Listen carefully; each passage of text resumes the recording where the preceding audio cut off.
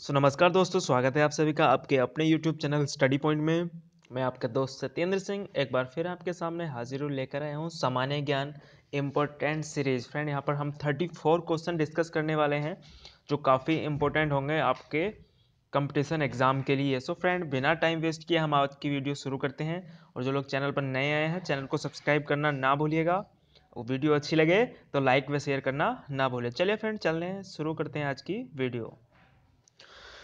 Friend, video का पहला question आपके सामने आ चुका है। यहाँ पर नंबर 1 क्वेश्चन हम पढ़ेंगे। देखें क्या कह रहा है क्वेश्चन। अम्लीय वर्षा में किसकी अधिकता रहती है?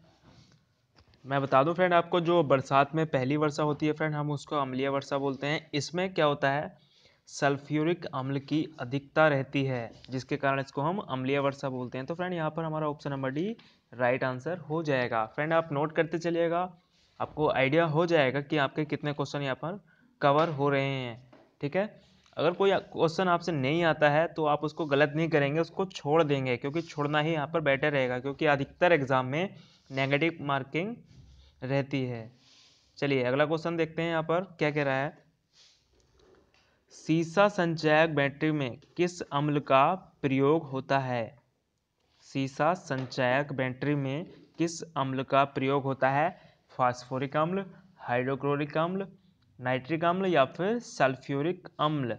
सो फ्रेंड, यहाँ पर भी हम ऑप्शन नंबर डी पर टिक करेंगे। क्या सल्फ्यूरिक एसिड जो होता है हमारा, वही सीसा संचयक बैटरी में यूज किया जाता है। चलिए नेक्स्ट है हमारा क्वेश्चन नंबर 3। एक बैरल में कितने लीटर होते हैं? 150, 159, 165 या फिर 169। एक बैरल में कितने लीटर होते हैं? सभी को पता होगा, जिसको आता है उन्होंने टिक कर दिया होगा ऑप्शन नंबर बी, यानी कि 159 बैरल होते हैं। 159 लीटर होते हैं एक बैरल में। समझ गए होंगे फ्रेंड्स। चलिए, जिसको नहीं आता नोट कर लेने के। नेक्स्ट है हमारा, भारत में यूरेनियम खादान कहाँ स्थित है? यूरेनियम खादान की बात चल रही है यहाँ पर। ऑप्शन नंबर ए है हमारा अलवाय, बी जादूगोड़ा, सी खेतड़ी या फिर डी सिंहभूम। सिंहभूमि भी बोलते हैं इसको। तो क्वेश्चन नंबर 4 का आंसर हो जाएगा हमारा यहाँ पर ऑप्शन नंबर बी, यानी कि जादूगोड़ा में यूरेनियम खादान स्थित है, जहाँ से हमारा यूरेनियम की खुदाई होती है। चलिए आगे है, सेरीकल्चर का संबंध किससे है? लाख से, रेशम कीट से, मधुमक्खी से, मछली से। चलिए क्वेश्चन नंबर 5 देखेंगे हम यहाँ से। तो फ्रेंड, इस ऑप्शन को हम गैस करके भी कर सकते हैं। रेशम कीट से, रेशम कीट से किसका संबंध होता है? सेरीकल्चर का संबंध होता है। आपने पढ़ा होगा, जो खेती की तकनीक होती हैं उसमें ये आता है। ठीक है, चलिए आगे हमारा क्वेश्चन नंबर 6। सर्वप्रथम खोजा गया क्षुद्र ग्रह कौन सा है? सेरस, प्लास, जूनो या वेस्टा। 6 का आंसर फ्रेंड देखेंगे यहाँ पर सेरस जो है हमारा सर्वप्रथम खोजा गया क्षुद्र ग्रह है। चलिए वेरी गुड। अगला क्वेश्चन देखेंगे क्वेश्चन नंबर 7 पर, भारत में पहली बार महिलाओं को मताधिकार कब प्राप्त हुआ? 1920, 1926, 1933 या फिर 1936। सो फ्रेंड, यहाँ पर हो जाएगा हमारा 1926, यानी कि 1926 में ही महिलाओं को वोट देने का अधिकार प्राप्त हुआ। कब? 1926 ईस्वी में। नेक्स्ट है, भारतीय पुलिस सेवा का प्रशिक्षण कहाँ होता है? भारतीय पुलिस सेवा का प्रशिक्षण कहाँ होता है? जिसको हम क्या बोलते हैं, आईपीएस बोलते हैं ना, इंडियन पुलिस सर्विस। भारतीय पुलिस सेवा का प्रशिक्षण कहाँ होता है? मसूरी, माउंट आबू, नागपुर या फिर डी हैदराबाद।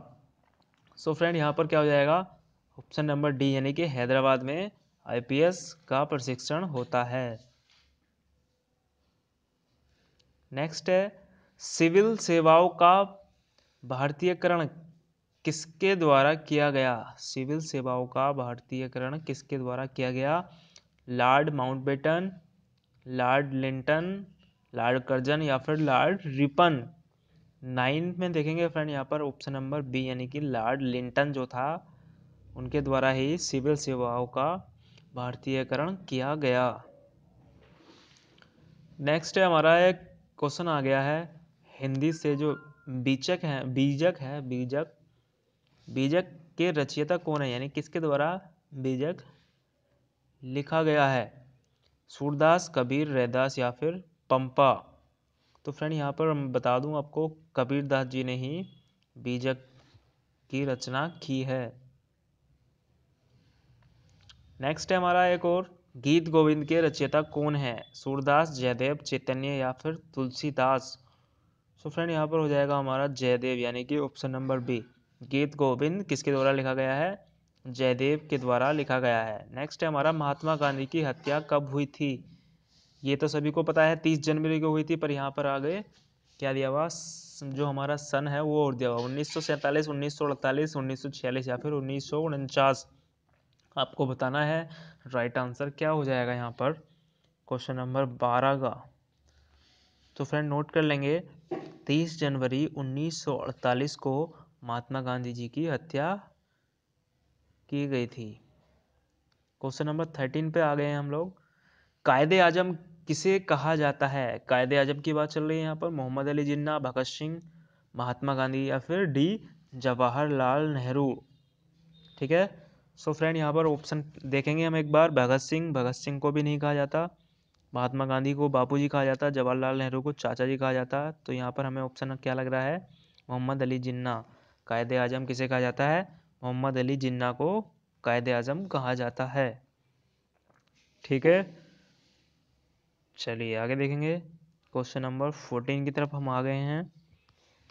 मुस्लिम लीग ने मुक्ति दिवस कब मनाया था? मुस्लिम लीग ने मुक्ति दिवस कब मनाया था? 1939, 1942, 1946 या फिर 1947? सो फ्रेंड यहाँ पर देखेंगे हम 1939 में मुस्लिम लीग ने मुक्ति दिवस मनाया था। कब? 1939 में। नेक्स्ट है हमारा क्वेश्चन नंबर 15। राज्यसभा की सर्वप्रथम बैठक कब हुई थी? 13 अप्रैल 1952, 7 अप्रैल 1952, 22 अप्रैल 1952 या फिर 13 मई 1952? राज्यसभा की बात चल रही है यहाँ पर हमारी, कंफ्यूज नहीं होना। राज्यसभा और विधानसभा में यहाँ पर क्या चल रही है? राज्यसभा की प्रथम बैठक कब हुई थी? ठीक है, चलिए मैं इसका आंसर बता दे रहा हूँ आपको। क्वेश्चन नंबर 15 का आंसर क्या हो जाएगा हमारा? ऑप्शन नंबर डी, यानी कि 13 मई 1952 को। ध्यान रखिएगा दोस्तों, 13 मई 1952 को राज्यसभा की प्रथम बैठक हुई थी। नेक्स्ट है हमारा क्वेश्चन नंबर 16। राज्यसभा का सर्वप्रथम गठन कब हुआ? राज्यसभा का सर्वप्रथम गठन कब हुआ? तो डायरेक्टली मैं क्वेश्चन का आंसर बता रहा हूं आपको। 3 अगस्त 1952 को राज्यसभा का सर्वप्रथम गठन हुआ था। ठीक है, और बैठक मैंने बताई है आपको कब हुई थी? 13 मई 1952 को इसकी बैठक हुई थी। नेक्स्ट है हमारा question number 17। India brand equity fund की स्थापना कब की गई? 1992, 1996, 1999 या फिर 1998?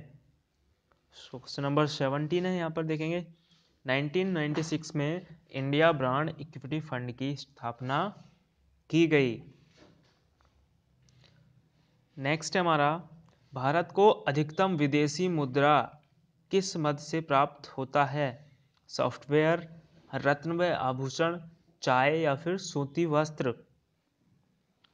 तो फ्रेंड यहाँ पर देखेंगे रत्न एवं आभूषण से भारत को अधिकतम विदेशी मुद्रा प्राप्त होती है। किससे? जो हमारी ज्वेलरी वगैरह होती है ना, उससे। नेक्स्ट है, ओजोन परत अवस्थित है क्षोभ मंडल में, सप्ताभ मंडल में, प्रकाश मंडल में या इनमें से कोई नहीं? ओजोन परत कहाँ पर अवस्थित है? तो सभी को पता होगा फ्रेंड, समताप मंडल में ही हमारी ओजोन परत आती है। कहाँ पर? समताप मंडल में। तो ऑप्शन नंबर बी यहाँ पर राइट हो जाएगा। नेक्स्ट है क्वेश्चन नंबर 20। हवाई जहाज किस मंडल में उड़ते हैं? बहुत ज़्यादा इंपॉर्टेंट क्वेश्चन है ये, कई बार एग्जाम में पूछ लिया जाता है कि हवाई जहाज किस मंडल में उड़ते हैं। क्षोभ मंडल, समताप मंडल, मध्य मंडल या फिर बहिर्मंडल।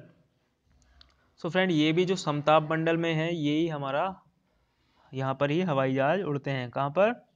समताप मंडल में हवाई जहाज उड़ते हैं। नेक्स्ट है भारतीय सड़क प्रणाली का विश्व में कौन सा स्थान है? सड़क प्रणाली का विश्व में कौन सा स्थान है? तो यहाँ पर दूसरा स्थान है। डायरेक्टली आप पहुंच जाएंगे, ऐसे ABCD याद करेंगे तो कंफ्यूज जाएंगे, केवल क्या ध्यान रखेंगे हम, दूसरा स्थान है यहाँ पर। चलिए नेक्स्ट क्वेश्चन देखेंगे हम। क्वेश्चन नंबर 22, विश्व के किस देश में प्रथम रेल मार्ग का निर्माण हुआ? किस देश में प्रथम रेल मार्ग का निर्माण हुआ? ब्रिटेन, जर्मनी, भारत या फिर USA यानी कि संयुक्त राज्य अमेरिका। सो फ्रेंड यहाँ पर देखेंगे ब्रिटेन में सबसे पहले रेल मार्ग का निर्माण हुआ था। कहाँ पर? ब्रिटेन में। नेक्स्ट हमारा अमीर खुसरो का वास्तविक नाम क्या था? अमीर खुसरो की बात चल रही है यहाँ पर। क्वेश्चन नंबर 23, अमीर खुसरो का वास्तविक नाम क्या था? मोहम्मद खुसरो, मोहम्मद खान, मोहम्मद हसन या फिर मोहम्मद हुसैन। सो फ्रेंड देखिएगा मोहम्मद हसन जो था अमीर खुसरो का वास्तविक नाम था। नेक्स्ट हमारा 24, भारत में पुनर्जागरण का जनक किसे कहा जाता है? पुनर्जागरण का जनक किसे कहा जाता है? तो डायरेक्टली मैं आंसर बता रहा हूं आपको, राजा राममोहन राय को ही भारत में पुनर्जागरण का जनक कहा जाता है। किसको? राजा राममोहन राय को। आजाद हिंद फौज का प्रथम सेनापति कौन था? 25, आजाद हिंद फौज का प्रथम सेनापति कौन था? मोहन सिंह, प्रीतम सिंह, सुभाष चंद्र बोस या फिर शहनवाज खां। तो देखिएगा दोस्तों आंसर यहाँ पर हो जाएगा हमारा ऑप्शन नंबर ए यानी मोहन सिंह। आजाद हिंद फौज का प्रथम सेनापति मोहन सिंह था। आपको पता ही होगा आजाद हिंद फौज की स्थापना किसने की थी? सुभाष चंद्र बोस ने की थी। अगर इस टाइप से क्वेश्चन पूछ लिया जाता है तो कंफ्यूज नहीं होना। सेनापति मोहन सिंह और स्थापना किसने की थी? सुभाष चंद्र बोस ने। चलिए अगला क्वेश्चन ध्यान दे देंगे हम। 26, किस नेता ने सर्वप्रथम पाकिस्तान की परिकल्पना प्रस्तुत की थी? मोहम्मद इकबाल, मोहम्मद अली जिन्ना, वकार उल मुल्क या रहमत अली चौधरी। तो 26 देखेंगे यहाँ पर, जो रहमत अली चौधरी था, रहमत अली चौधरी ने सर्वप्रथम पाकिस्तान की परिकल्पना प्रस्तुत की थी कि भाई पाकिस्तान होना चाहिए एक अलग से। किसने परिकल्पना की थी सबसे पहले?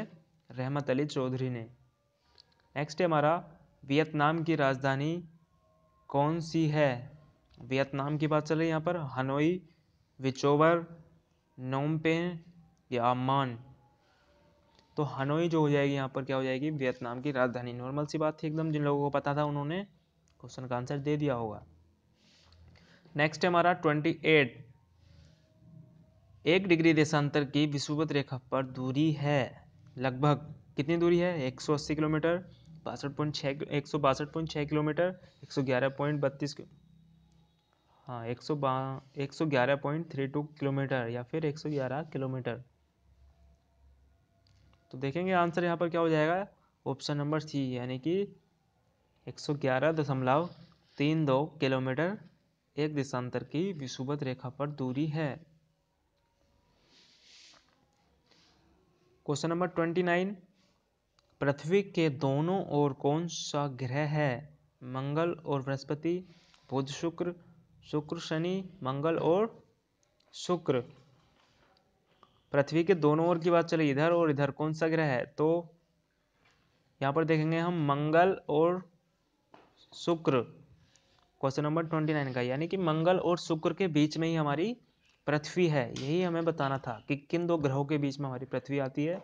तो मंगल और शुक्र के बीच में ही पृथ्वी का स्थान है। क्वेश्चन नंबर 30 की तरफ आ गए हम लोग। तारे का रंग सूचक है सूर्य से दूरी का, उसके ज्योति का, उसके पृथ्वी से दूरी का या फिर उसके ताप का। तारे का रंग यानी कि कुछ देखा होगा आपने, कुछ तारे अधिक चमकते हैं, कुछ कम चमकते हैं। तो तारे का रंग किसका सूचक है? उनके ताप का, ये वे बताते हैं कि किस तारे पर तापमान अधिक है। नेक्स्ट है हमारा, निम्न में कौन प्राकृतिक तत्व नहीं है? Uranium, thorium, californium, neptunium. So friend देखेंगे यहाँ पर जो नेपच्यूनियम होता है वो कृत्रिम रूप से बनाया जाता है ना। बाकी सब जो तीनों हैं हमारे वो क्या है? नेचुरल है, यानी कि प्राकृतिक तत्व हैं। जो ऑप्शन नंबर डी हमारा यहाँ पर राइट हो जाएगा।